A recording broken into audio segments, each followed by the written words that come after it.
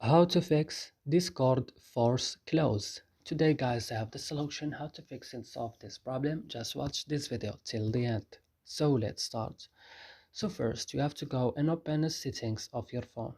After this you have to go now directly to apps. Here as you can see you will find all the application that you have on your phone, so you will search now just for Discord.